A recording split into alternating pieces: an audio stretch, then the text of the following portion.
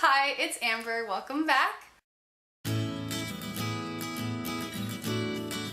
I'm here with someone in front of the camera today. This is Sarah, and I'm so happy she agreed to do this with me. Hi. Because, as you may know, I much prefer talking in front of the camera with somebody than just by myself. Yeah. It's much easier. Yeah. So Sarah is from Honduras, which is one of my favorite places in the entire world. And she's from a different part of Honduras than I've been to. I've never been to her area. If you don't know, Honduras is about the size of Virginia, right? Mm-hmm. And the population is about the same as well. Yeah. Although it's more divided. Yeah. Like they're in the main two cities, not spread out as much.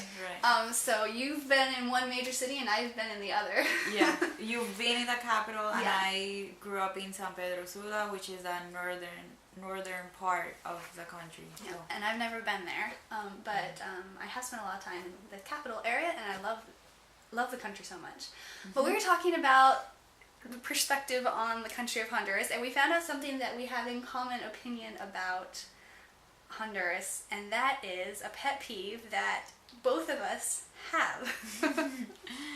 So, yeah, it's the idea of, okay, so if someone comes up to you and they catch a little bit of your accent, they find out you speak Spanish, they just see you have the dark hair, dark eyes, and they say, "Oh, are you from Mexico?" Yeah. And that just drives me crazy. Especially because I feel like every person that's not from Mexico and they're Hispanic, if you tell them that they're from Mexico, I'm pretty sure everyone will tell you that they get upset. Just because I think it's one of the biggest stereotypes. And I think that the other thing that really bothers me is people thinking that I'm from India just because of my dark skin and my dark hair. It really gets on my nerves. So yeah, I don't have anything against Mexico or India. Exactly. It's not that it's a bad thing to be from there. It's just you want to be from home. Yeah, you know? Exactly. And it's like if somebody talks to me and thinks I'm from a different state or whatever, I'm like, no, I'm from Virginia. That's my state. That's my place. Yeah. And I think that most people, especially in the southern half of the United States where we live, they see the majority of folks they see that speak Spanish or are Latino, they're from Mexico. Mexicans are a huge part of the population here, and so they just assume. Yeah. But it's like asking, I don't know, it's like asking somebody who's from France, are you from Germany? Yeah. They're both in Europe and they're next door, but they're completely different countries. Yeah, I know.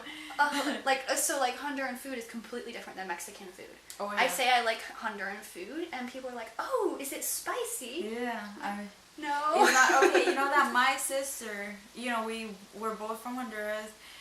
We always end up arguing about this because to her, Honduran food is spicy, but it's really not. And you're not from Honduras. You've been there, and you know that it's not spicy food, right? But for some reason, my sister has this idea that Honduran food is spicy, and I don't know where she got that from because we grew up in the same place and we never had a lot of spicy food. Can you get spicy food if you want to? You can. Like, there's a lot of people, they don't cook spicy, but a lot of people always add like hot sauce to their food. Like my dad, he never... There's always a bottle of hot sauce on the table, and every single food, no matter what it is, he always puts a few drops on it and he makes it spicy. But generally, we don't cook spicy, but a lot of people do, so they add the hot sauce on everything. So. What is it about dads? They like spicy food. My dad's the same way. He is? Yeah, he doesn't add spice to everything. But if it's available... He likes it, yeah. I don't know. I guess he boost up your metabolism or something. I've heard it's addictive. I actually heard that this week. I was watching like a little documentary, and they say that it's actually spicy food is addictive in a small way. Wow. What? Yeah. Okay. That's crazy. Didn't know that. Never heard of that. So. Well, aside from the food, because I know that we both say that we miss Honduran food and we haven't had it for a while. Is there anything else that you miss that you can't do or get or see or experience here? There's this fruit that we call it zapote, but I know that most of the other Hispanic countries they call it mamey, and that's one of the fruits that I miss the most. And I've actually found it in DC area. I've found it a couple of times, but it's not the same. And that I miss it so much, especially in the summer. I think I miss vegetables and fruits the most, just because I feel like back there they're like, they just taste different. That I And guess they're so easy to get. and they're so easy and so cheap to get, and Here, if you want to get really good fruits and vegetables, you have to go to a farmer's market or buy it directly from the farmer. Or there, I can walk into, like, you know, La Colonia and get really fresh, good food that tastes like I got it from the farmer's market here. Yeah. So, Yeah, we, in my house, we used to have like a big mango tree, but the mangoes were this big.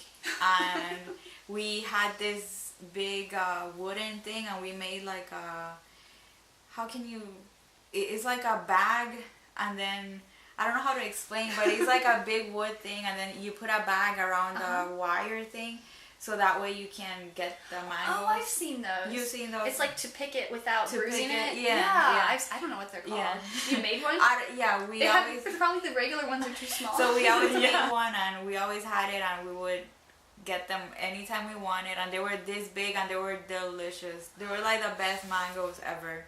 And I've had mangoes here, and they're not the same, so... No. Did I tell you I had a reaction from eating too many mangoes the first time I went to Honduras? You did? I did. Like a rash? Yeah, I broke into a rash all over my face from having too many. That's so sad. They were in season when I was there.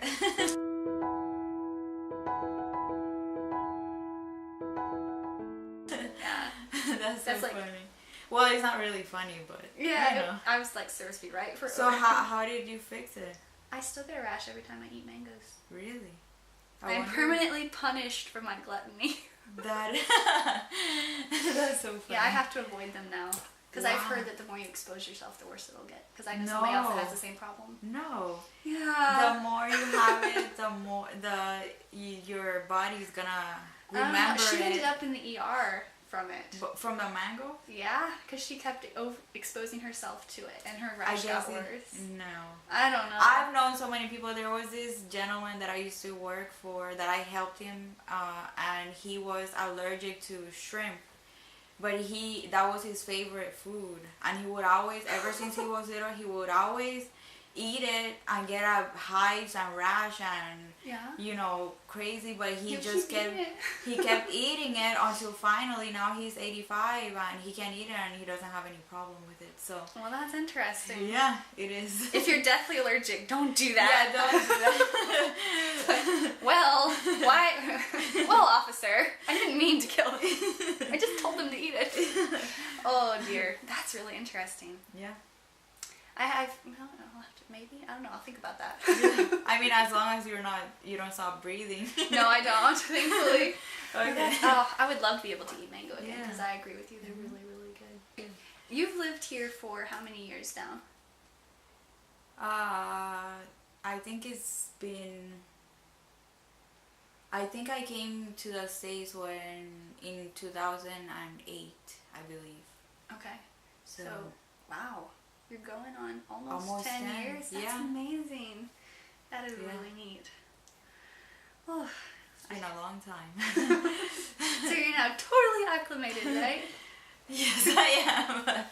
I definitely I am acclimated in a way, I guess, is there always a small part of you that always feels like it's not home, or do you get to a point where you're like, yeah, this is home? Yeah, especially in the winter when it's snowing, I'm definitely not home because we don't get to see snow at all there. Now, see, I would be quite happy to never have snow again. At least I think I would be. Yeah. I'm not a fan of the cold at all. It's just funny because I remember when I was back home, Honduras is a very hot place and it's very humid, so you're sweating all day long. And I remember that when I think I was in high school, it was so hot that day that I remember that I said I wish that I could live in a place where it snows. And I'm here in a place where it snows. And do you like it? I loved it the first day. That first day that I saw snow, I was in love with it. But then after that, I was over it. And now I don't look forward to it. So See, be careful what you wish for. Yeah, exactly. So I have so many friends that live there that also tell me they want snow. You see, I told you, you will not like it after a while. You're not gonna like it at all. The first day you are probably gonna cry and be excited about it, but after that, nope. Oh, well, I have so many things like I want to ask you and talk to you about, but I want to try to keep this sort of kind of short, so we'll end it here for now. Maybe we'll do something else in the future if you're open to it. Yeah. So thank you for watching us chit-chat about Honduras. If you enjoyed seeing Sarah and would like to see more of her, then give this video a thumbs up so she'll come back. I hope you have a great rest of your day. Bye. Bye.